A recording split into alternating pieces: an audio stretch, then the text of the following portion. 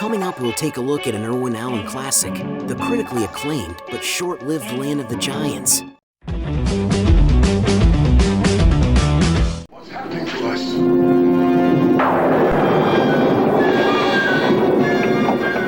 What's that thing out there, man? We hit some kind of strange time warp, some big green ball, and then we were on this place where everything was 12 times.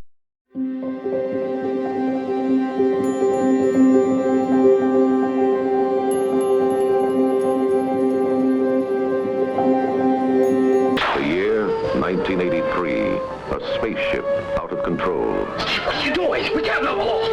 I need to get back in orbit. Welcome to another show.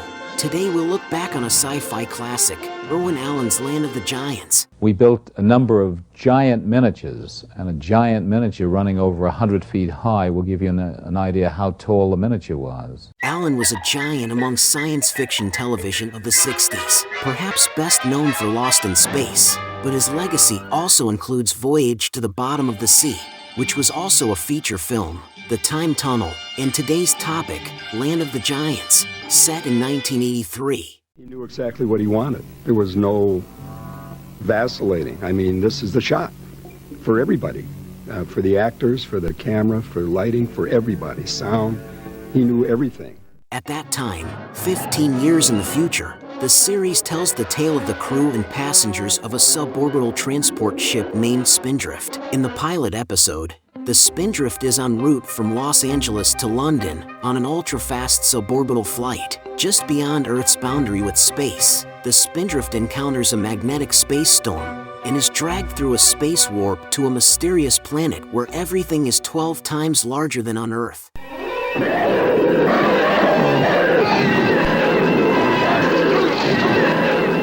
When we shot the first episode, before we ever saw how it was going to be put together, we felt so foolish, standing there going, looking up at the Klieg light and pretending.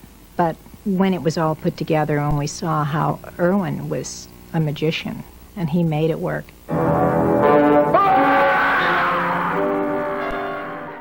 The Spindrift crash lands, and the damage renders it inoperable.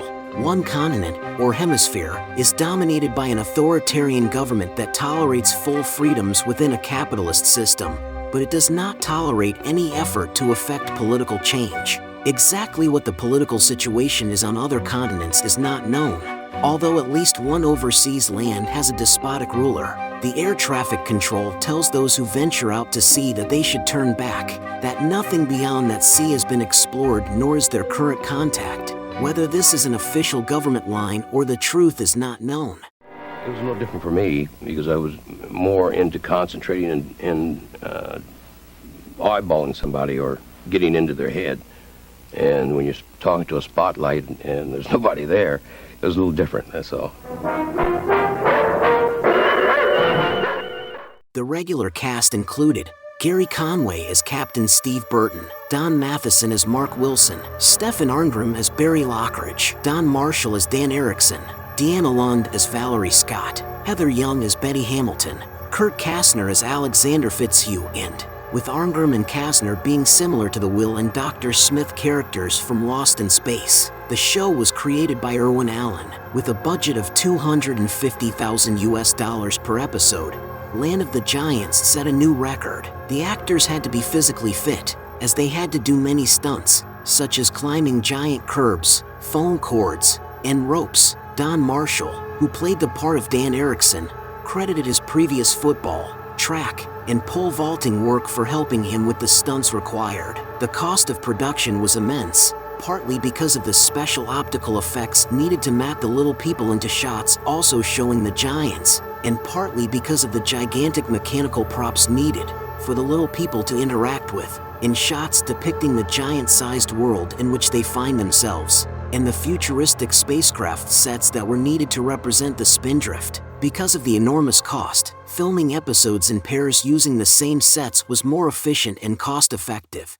The most humorous moments would happen when you thought you were maybe talking to a giant, and that was what your whole emotional fabric would be all about. You're making a mistake. And then later on when they cut, you found that actually you were talking to a giant chicken. There was one hand. That was every giant's hand. He's going to have this radio.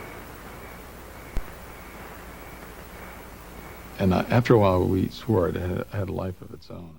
So writers were informed about what giant-sized props were available, which they could incorporate into their storylines. These episodes were filmed back-to-back. In 1968, Pyramid Books published an extended novel adaptation of the pilot, written by famed author Murray Leinster. 2 further novels were penned by Leinster, The Hot Spot and Unknown Danger. In 1968, Gold Key Comics published a comic book version of Land of the Giants, which ran to 5 issues. In 2010, all 5 issues were reprinted together as a hardcover book by Hermes Press. In Wild Journey, Steve and Dan travel back through space and time to before they left Earth, and they attempt to change history by persuading any one of their passengers not to take the fateful flight. Stefan Arngrim had entered puberty and could not reprise his younger self, so a body double, with face obscured, was used. To cut down on both production costs and the need for long-term storage space, many of oversized props were rented from the Universal Studios prop store where they had been built for the Universal Pictures feature film The Incredible Shrinking Man, 11 years before. The cabin chairs used in the Spindrift are the same design as those used in the cabin of the spaceship scene in Planet of the Apes, also in production at 20th Century Fox in the summer of 1967. Spoofed in Mad Magazine as Land of the Giant Boars, comic book artist Alex Ross used Gary Conway and Deanna Lund as the visual basis for Reed Richards and Sue Storm in Fantastic Four: Full Circle. That was our show for today. What did you think? Were you a fan of Land of the Giants? What was your favorite episode? Did you know about the comic books and novels? Let me know in the comments section below. While you're at it, I'd be honored if you subscribe to my channel, like the show and leave a comment. Also check out my Carl Vincent, Vampire Hunter franchise also in the comments section below. Until next time, this is Axel and for Kevin Given saying live long and prosper, may the force be with you, and keep reaching for the stars.